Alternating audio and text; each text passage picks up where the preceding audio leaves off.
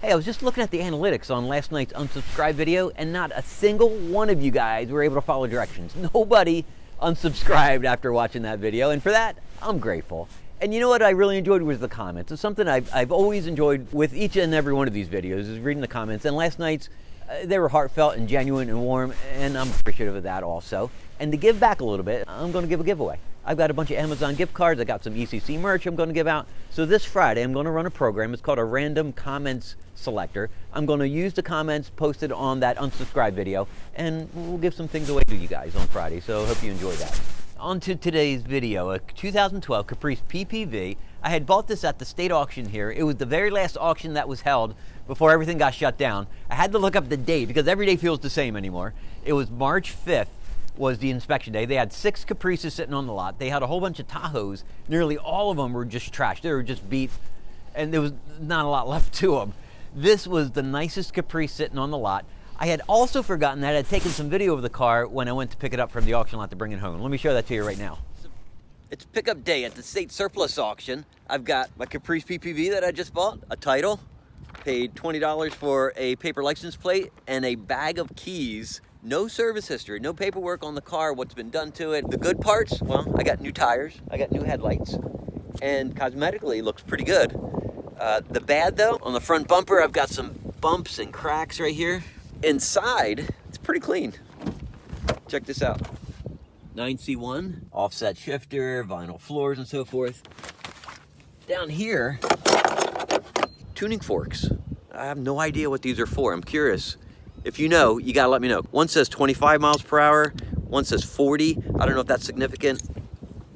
Vinyl floors, vinyl back seats, and up top, looks like I'm gonna need some lights.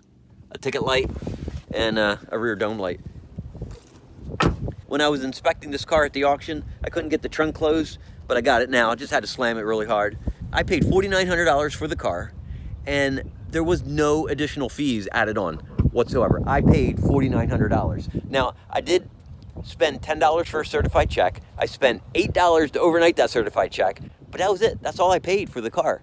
I've been to a Copart auction, an IAAI auction, and the fees were astronomical. There was an internet buyer's fee, there was a service fee, a processing fee, and on and on and on. Almost doubled the cost of the car that I was trying to buy, until I just wiped my hands free and just walked away from it.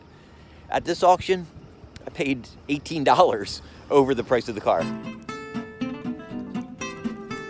All right, let's get in. Yeah. All right, we're good. I tell you what, I like these cars. I really do, and I'm happy to be back in one. Lousy day to pick up a car at the auction. All right, first impressions. The steering wheel is awful. It really is the worst steering wheel ever put into a car. It's slippery, it's stiff, it's plastic. The seats, I got power up and down and recline. Manual fore and aft. I need gas. Steering is firm, I like that. The brakes are a little gritty. Rust sitting on the rotors, I bet. We'll drag the brakes for a little bit, clean them off some.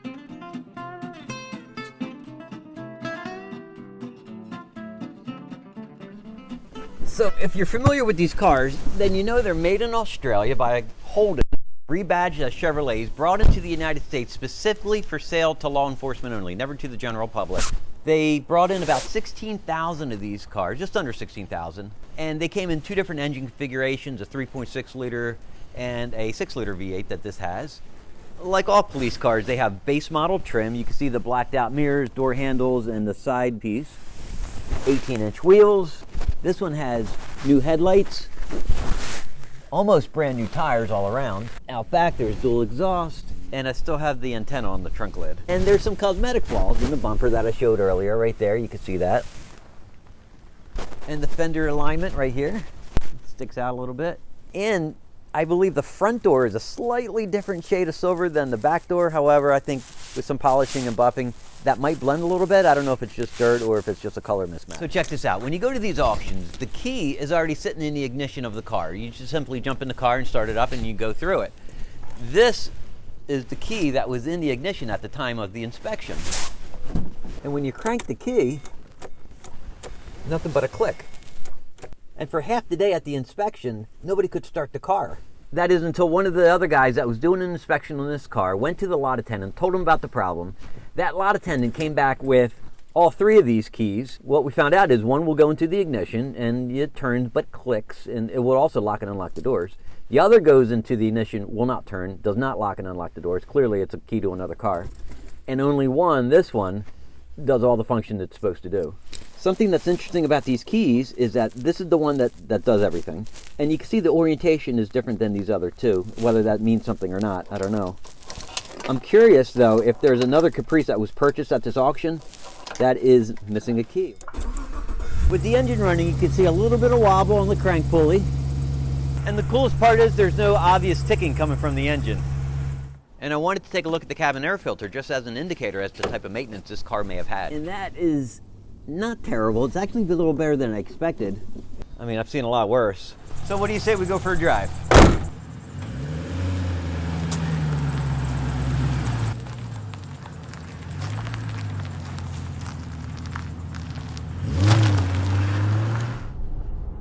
You know, when you go to these auctions, it's somewhat like a crapshoot. You don't always know what you're going to get, and you have to be somewhat of a detective because these cars are at the auction being sold for a reason, and it's up to you to figure out what that reason is. Now, when I went to pick this car up, I noticed a few things. There's a hidden rattle somewhere going on, and it sounds like a heat shield bouncing off an exhaust manifold or an exhaust pipe. There's also some rattle coming from the cam lifters as well. So one of the things I did recently is I went on the Facebook Marketplace. I found a range DOD deactivator and simply turns off the DOD system and keeps the car in 8-cylinder mode continuously. And I've got that plugged in right now. It was $110. It was money well spent. Now, it doesn't cure the problem with the active fuel management or the DOD system, but I have my fingers crossed it's just simply going to prolong the inevitable. At some point in time, this thing is going to need a DOD delete kit involving tearing off the intake manifold, the heads, ripping out the cam lifters, replacing the cam, and a bunch of other parts while you're in there anyway. This car has 108,000 miles on it, 6,200 engine hours, 3,800 engine idle hours, which is fairly typical for what I'm seeing at the State of Delaware surplus auction on these cars. Now, I'd mentioned earlier there were 6 Caprices being sold at that auction, and I came up with $5,510 as the average selling price of those Caprices. This one was one of the lowest miles Caprices. Some of the others had 120, 122,000 miles on them. And I think because of its mileage and the color, I think the car is worth about $6,500. And so I feel okay with the deal I got for this car, especially considering the new headlights and new tires too. On that day I drove this home from the auction lot, the brakes were gritty and a little grabby, and there was some lope in the tires, which gave me a vibration. Since then, all that had smoothed out, the brakes had cleaned up, there's no warping in the rotors, it's very smooth and seamless, and the tires have smoothed out as well. I think the car just needs to be driven and cared for a little bit. The throttle tip-in on this thing is aggressive, way more than the Mercedes, even though it has half the horsepower. And so much so that if you give a little too much gas, it's easy to spin the tires. Even on drive pavement, good traction, and the thing just wants to take off. This thing loves to run fast. And getting back behind the wheel of one of these things, I forgot how much I enjoy these cars. They really fit me well. I like the power, I like the smoothness. It's very refined. It's a much better driving experience than that Tahoe PPV that I had. That thing just beat you to death with the rough ride and the quick steering. It was very twitchy almost on the highway. This is extremely nice car to drive and to own. Easy to live with. I love the power. It's effortless. The 6-speed transmission's fantastic. The brakes are strong, and it's just a great driving car that you can live with every single day.